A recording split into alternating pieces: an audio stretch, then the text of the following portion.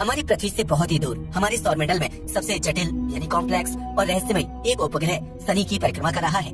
जी हाँ, मैं बात कर रहा हूँ टाइटन उपग्रह की, जिसकी खोज सबसे पहले एक डच एस्ट्रोनॉमर और फिजिसिस्ट क्रिस्टियन हुगेंस ने 25 मार्च 1655 को किया था। यह उस समय शनि ग्रह के ऑर्बिट में खोजा गया अब तक का सबसे पहला मून था। टाइटन की खोज होने के लगभग 300 साल के बाद सन 1944 में डच एस्ट्रोनॉमर जेरार्ड काइपर ने इस मून के चारों तरफ एक एटमॉस्फेयर की खोज की, जिसने दुनिया भर के वैज्ञानिकों को हैरान कर दिया। जब उन्होंने टाइटन से रिफ्लेक्ट होने वाले सनलाइट को स्पेक्ट्रोमीटर से पास किया, तब उन्होंने इसमें मीथेन डिटेक्ट किया, जिससे ये साफ हो गया कि शनि ग्रह के चंद्रमा के पास अपना खुद का एटमॉस्फेयर मौजूद है। ये पहली बार था जब हमारे वैज्ञानिकों ने धरती से परे किसी दूसरे सोलर बॉडी में एक एक्टिव एटमॉस्फेयर की खोज की थी।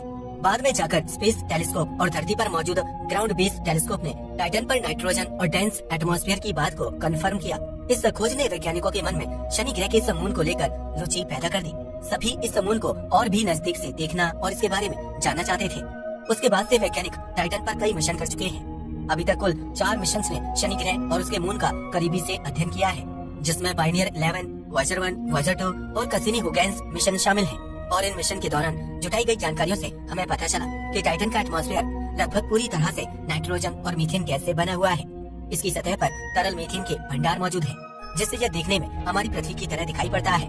और इसकी सतह के नीचे पानी के विशाल भंडार मौजूद हैं। आज की इस वीडियो में हम टाइटन के एटमॉस्फेयर, इसकी सतह पर मौजूद मीथेन के भंडार, इस पर मौजूद गर्म पानी के महासागर और यहाँ वर्षा के रूप में बरसने वाले मीथेन के बारे में जानेंगे। इस वीडियो में हम जानेंगे कि कैसे हमारे वैज्ञानिक मानते हैं कि टाइटन पर मौजूद मीथेन की इन झीलों में जीवन पनप रहा होगा या फिर भविष्य में कभी जीवन पनपेगा।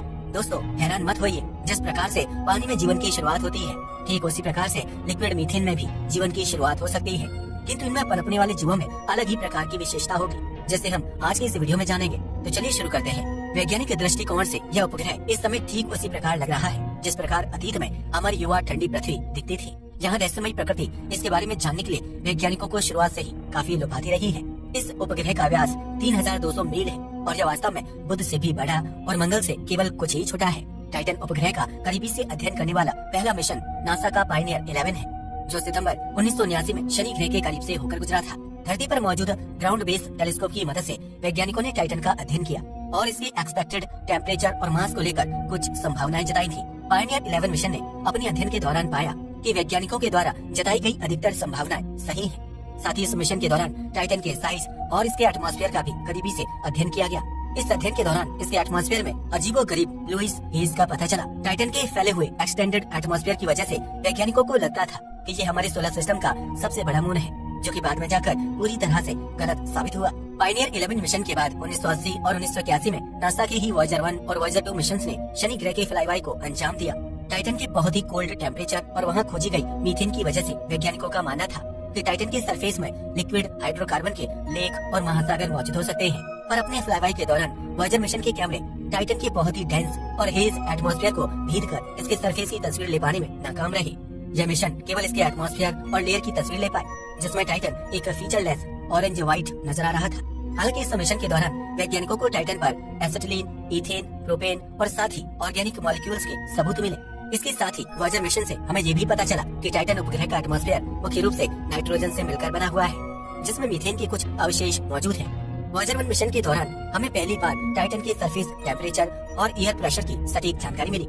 इसके साथ साथ इसने टाइटन के सटीक रेडियस की भी गणना की, जिससे हमें ये पता चला कि टाइटन असल में हमारे सौरमंडल का दूसरा सबसे बड़ा उपग्रह है। इसके साथ ही वॉयेजर मिशन के दौरान टाइटन के नॉर्थ और साउथ पोल के ब्राइटनेस में मौजूद डिफरेंस को भी नोटिस किया गया, जो कि एक सीजनल इफेक्ट था। 1994 में नासा के हबल स्पेस टेलीस्कोप ने इंफ्रारेड लाइट के कुछ खास कलर की मदद से टाइटन उपग्रह की तस्वीरें ली, जिसकी मदद से वैज्ञानिक इसके डेंस और हेज एटमॉस्फेयर के पार देख पाने में सक्षम थे।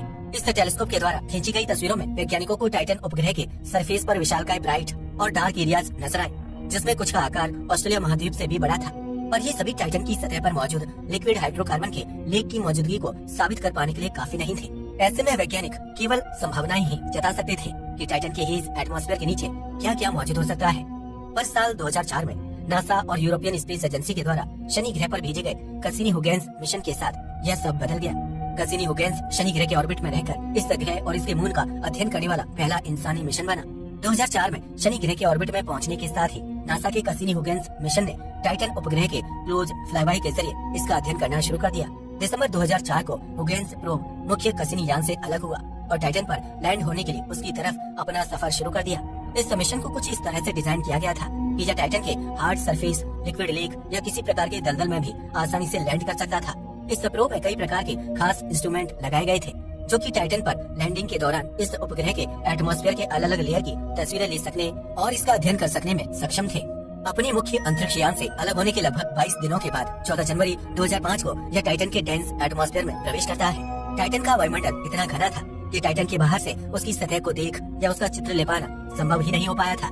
एटमॉस्फेयर में प्रवेश करने के लगभग 2 घंटे 30 मिनट के बाद यह टाइटन के हार्ड सरफेस पर लैंड करता है। इसके साथ ही यह किसी दूसरे ग्रह के मून पर लैंड करने वाला पहला स्पेसक्राफ्ट बन गया। इस उपग्रह के एटमॉस्फेयर से गुजरने के दौरान यह स्पेसक्राफ्ट इसके अलग अलग लेयर से होकर गुजरा। आशा के विपरीत हुगेन्स लैंडर के उतरने के समय चारों तरफ काफी धुंध थी, किंतु वहाँ पर इतनी पारदर्शिता भी थी कि हुगेन्स में लगे कैमरे 40 किलोमीटर की ऊंचाई से ही सतह के दृश्य को कैमरे में कैद करने लगे। इस दौरान इसने कई महत्वपूर्ण जानकारियाँ पृथ्वी पर वैज्ञानिकों के पास पहुँचाई। टाइटन के वायुमंडल में उसे बिजली कौंधने के यानी कि चमकने के संकेत भी मिले थे। हुगेन्स प्रोब जहाँ उतरा वहाँ नीची पहाड़ियाँ और उनके बीच समतल मैदान वाला दृश्य था। हुगेन्स टाइटन पर उतरने के दौरान एक पहाड़ के ऊपर से होता हुआ गुजरा था, जिस दौरान इसने नदियों की कटान से जमीन पर बनी हुई रचनाओं को देखा जो एक समतल मैदान की तरफ बढ़ती जा रही थी। और इन सभी को रिकॉर्ड करते हुए यह लैंडर एक ऐसी जगह पर उतरा जहाँ पर पहाड़ियों के बीच बड़ी बड़ी चट्टानें बिखरी हुई थी। हुगेन्स जहाँ लैंड हुआ था वहाँ पर टाइटन की जमीन भीगी हुई किसी रेत की तरह थी और यह जमीन में करीब 10 सेंटीमीटर नीचे तक धंस गया था। हुगेन्स में लगे उपकरणों ने टाइटन की हवा में मौजूद तत्वों का विश्लेषण किया, जिससे हमें पता चला कि टाइटन के बादल में मुख्य रूप से मीथेन और इथेन गैस बहुत ही अधिक मात्रा में मौजूद है और इस उपग्रह पर मीथेन के बड़े बड़े बादल मौजूद हैं, जिनसे मीथेन की वर्षा होती है। टाइटन का औसत तापमान -180 डिग्री सेल्सियस तक नीचे चला जाता है, जो साइबेरिया में पृथ्वी के सबसे ठंडे स्थान से भी 3 गुना ज्यादा ठंडा है। टाइटन हमारे सूर्य से लगभग 1.4 बिलियन किलोमीटर या फिर यूं कहें कि 9.5 एस्ट्रोनॉमिकल यूनिट की दूरी पर मौजूद है और यह दूरी इतनी अधिक है कि सूर्य के प्रकाश को भी इस तक पहुंचने में 80 मिनट का समय लग जाता है। और सूर्य से इतनी अधिक दूरी पर मौजूद होने की वजह से इसे हमारी पृथ्वी को मिलने वाली सनलाइट की तुलना में 100 गुना कम लाइट मिलती है, जिस वजह से ये इतना ठंडा बना रहता है। टाइटन की हवा में प्रतिध्वनि भी होती है, जिससे पृथ्वी की तरह तरंगें पैदा होती हैं। किंतु हुगेन्स प्रोब टाइटन पर लैंड करने के करीब 72 मिनट तक ही एक्टिव रहा और इस दौरान ये टाइटन के सरफेस से जुड़ी कई तस्वीरें और जानकारियां मुख्य स्पेसक्राफ्ट को भेजता रहा। किंतु इसके बाद इसका कसिनी स्पेसक्राफ्ट से संपर्क टूट गया और संपर्क टूटते ही हुगेन्स मिशन का अंत हो गया। हुगेन्स मिशन ने टाइटन के एटमॉस्फेयर, सरफेस और टाइटन पर मौजूद विशालकाय हाइड्रोकार्बन लेक के बारे में कई महत्वपूर्ण जानकारियां इकट्ठा की और इसके साथ ही इसने टाइटन पर एक एक्टिव एटमॉस्फेयर और लिक्विड साइकिल की खोज की, जहां हमारी धरती की तरह ही बादल बनते हैं, जिनसे लिक्विड हाइड्रोकार्बन की बारिश होती है। यह लिक्विड हाइड्रोकार्बन टाइटन के सरफेस पर नदियों के रूप में बहता है, जो कि झीलों और सागरों के रूप में इसके सरफेस पर देखा जा सकता है। टाइटन के इंटरनल स्ट्रक्चर को लेकर वैज्ञानिकों की जानकारी सीमित है, लेकिन कसिनी हुगेन्स मिशन द्वारा जुटाई गई डेटा की मदद से तैयार किए गए मॉडल के अनुसार टाइटन उपग्रह 5 अलग अलग लेयर से मिलकर बना हो सकता है, जिसमें इसका इनर मोस्ट लेयर इसका कोर है, जिसका डायमीटर 4000 किलोमीटर है और यह रॉक से मिलकर बना हुआ है। इसके कोर के ऊपर एक खास तरह का वाटर आइस सेल मौजूद है, जो कि केवल हाई प्रेशर जगहों में पाया जाता है और यह हाई प्रेशर आइस एक सॉल्टी लिक्विड वाटर के लेयर से ढका हुआ है। इसके ऊपर एक वाटर आइस की लेयर मौजूद है और इसके ऊपर है इसका आउटर मोस्ट लेयर, जो वाटर आइस और ऑर्गेनिक मॉलिक्यूल से मिलकर बना हुआ है। वैज्ञानिकों को टाइटन के फॉर्मेशन को लेकर बहुत ही कम जानकारी है और वे लगातार इसके बारे में जानकारी इकट्ठा कर रहे हैं। टाइटन उपग्रह का एटमॉस्फेयर हमें इसके फॉर्मेशन के बारे में कुछ जानकारी देता है। कसिनी हुगेन्स मिशन के दौरान इसमें लगाए गए इंस्ट्रूमेंट ने टाइटन के एटमॉस्फेयर में नाइट्रोजन 14 और नाइट्रोजन 15 के आइसोटोप की खोज की। इसमें लगाए गए इंस्ट्रूमेंट की मदद से हमें पता चला कि टाइटन के एटमॉस्फेयर में पाए जाने वाले नाइट्रोजन आइसोटोप का रेशियो ओर्ट क्लाउड में मौजूद कॉमेट्स में पाए जाने वाले आइसोटोप के रेशियो से मिलते जुलते हैं, जिससे वैज्ञानिकों का मानना है कि टाइटन का निर्माण हमारे सौरमंडल के अर्ली स्टेज में उसी गैस और डस्ट पार्टिकल में हुआ है, जिससे कि हमारे सूर्य का निर्माण हुआ है। वैज्ञानिक अभी तक हमारे सोलर सिस्टम में 150 से भी अधिक मून की खोज कर चुके हैं, लेकिन इन सभी में टाइटन ही एकमात्र ऐसा चंद्रमा है जिस पर एक थिक एटमॉस्फेयर मौजूद है। टाइटन के सरफेस पर एटमॉस्फेरिक प्रेशर हमारी पृथ्वी की तुलना में 60% अधिक है, क्योंकि टाइटन उपग्रह हमारी पृथ्वी की तुलना में काफी छोटा है, जिस वजह से इसकी ग्रेविटी हमारी पृथ्वी की तुलना में काफी कम है, केवल 14%। और इतनी कम ग्रेविटी होने की वजह से यह मून अपने एटमॉस्फेयर को कसकर पकड़कर नहीं रख पाता है और इस वजह से इसका एटमॉस्फेयर पृथ्वी के एटमॉस्फेयर की तुलना में 10 गुना अधिक ऊंचाई तक फैला हुआ है, लगभग 600 किलोमीटर तक। टाइटन का एटमॉस्फेयर लगभग 95% नाइट्रोजन, 5% मीथेन से मिलकर बना हुआ है और साथ ही इसके एटमॉस्फेयर में कुछ मात्रा में कार्बन कंपाउंड भी मौजूद है। इसके एटमॉस्फेयर में मौजूद मीथेन और नाइट्रोजन के रिसाइकलिंग की वजह से एक खास तरह का थिक ऑरेंज कलर के हेज या स्मॉग का निर्माण होता है। और इसी डेंस स्मॉग की वजह से धरती पर मौजूद टेलीस्कोप और वाइजर जैसे मिशनों में लगे कैमरे इसके एटमॉस्फेयर के अंदर मौजूद इसके सरफेस को देख सकने में नाकाम रहे थे। इसके साथ ही कुछ कार्बन रिच कंपाउंड समय के साथ इसके सरफेस पर जम गए, जो कि देखने में सैंड की तरह लगते हैं। इसके एटमॉस्फेयर में मौजूद मीथेन इसके एटमॉस्फेयर को इतना कॉम्प्लेक्स बना पाती है, किंतु हमारे सूर्य से निकलने वाली अल्ट्रावायलेट किरणें और शनि ग्रह के मजबूत मैग्नेटिक फील्ड लगातार इसके एटमॉस्फेयर में मौजूद मीथेन को कार्बन और हाइड्रोजन मॉलिक्यूल्स में ब्रेक करते रहते हैं। किंतु इसके बावजूद भी इसके एटमॉस्फेयर में इतना मीथेन कहां से आ जाता है, यह आज भी वैज्ञानिकों के लिए एक रहस्य ही बना हुआ है।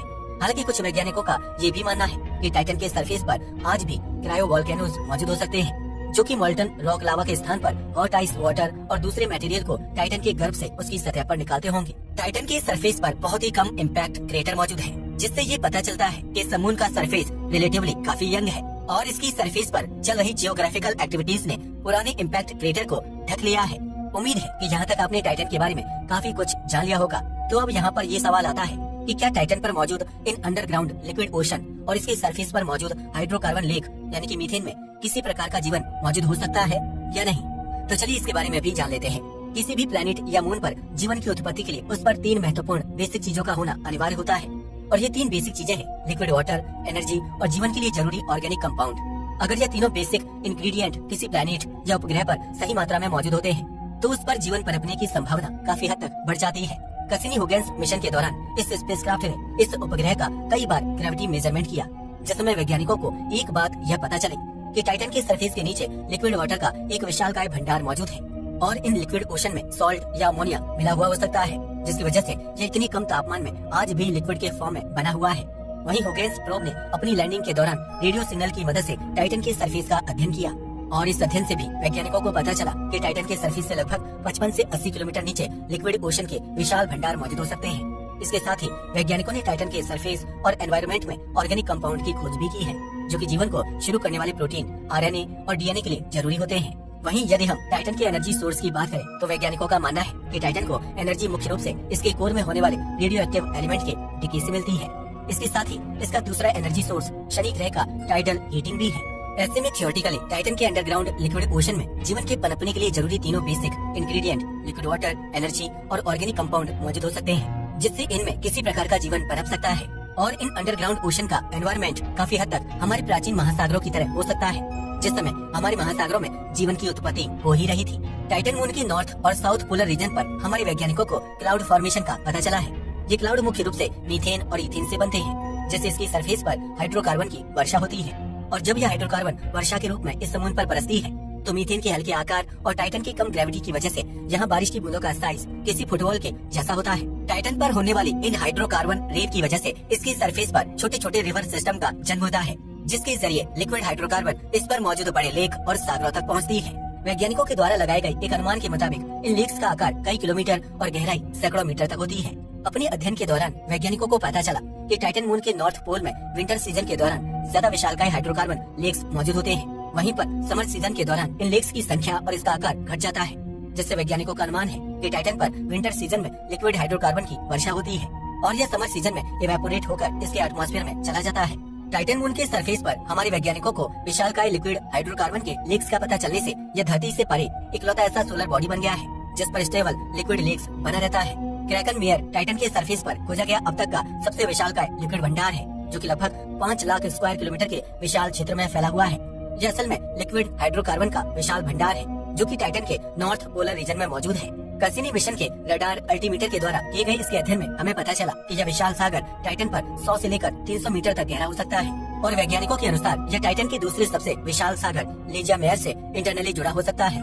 वैज्ञानिक लगातार टाइटन के इन हाइड्रोकार्बन लेक से भरी हुई झीलों के बारे में जानने को उत्सुक रहते हैं और लगातार इसके बारे में जानने की कोशिश करते रहते हैं। कई वैज्ञानिकों का तो यहाँ तक भी दावा है कि टाइटन की इन झीलों में जीवन की उत्पत्ति हो सकती है, बिल्कुल उसी तरह से जिस तरह से करोड़ों साल पहले पृथ्वी के समुद्र में पनपा था। किंतु इन हाइड्रोकार्बन लेक में पनपने वाला जीवन हमारी पृथ्वी के समुद्रों में पनपने वाले जीवन की तुलना में बहुत ही अलग होगा और इन जीवों की श्वसन क्रिया पृथ्वी पर पनपने वाले जीवों की श्वसन क्रिया से अलग होगी। वैज्ञानिकों के अनुसार टाइटन की इन लेक्स में जीवन के पनपने की संभावना बहुत ज्यादा है और यहाँ फलने फूलने वाले जीव अपनी ऊर्जा के लिए मीथेन गैस पर निर्भर होकर अपनी जिंदगी जीते होंगे या भविष्य में कभी जीवन पनपा तो मीथेन से अपनी एनर्जी लेंगे। वहाँ पनपने वाले जीव ऑक्सीजन की जगह हाइड्रोजन गैस अपने अंदर लेंगे और जहाँ हम ग्लूकोज का रिएक्शन ऑक्सीजन से कराते हैं और CO2 गैस बाहर निकालते हैं, लगभग उसी तरह से टाइटन मून पर पनपने वाले इन जीवों में एसिटिलीन का रिएक्शन हाइड्रोजन गैस से होगा और वे जीव मीथेन गैस को अपने शरीर से बाहर निकालेंगे। क्या आप जानते हैं कि इस प्रक्रिया का उपयोग हमारी पृथ्वी पर भी कुछ जीव करते हैं और ऐसे जीवों को मैथिनोज कहा जाता है। इस प्रकार के जीवन के क्रमागत उन्नति में मीथेन गैस की अहम भूमिका होती है। हालांकि वैज्ञानिकों को अभी तक की गई खोजों में टाइटन पर किसी भी प्रकार के कोई जीवन के सबूत नहीं मिले हैं, लेकिन अपनी खासियत और पोटेंशियल हैबिटेबल एनवायरनमेंट की वजह से टाइटन आने वाले कई दशकों तक हमारे स्पेस मिशन और अध्ययन का ठिकाना बना रहेगा। वैज्ञानिक टाइटन पर अगली बार ऐसा यान भेजना चाहते हैं जो टाइटन के तरल मीथेन वाली उसकी किसी झील पर उतरे और यान के उतरने से पैदा होने वाली लहरों के बारे में जानकारी भेजे। आज के लिए बस इतना ही। धन्यवाद।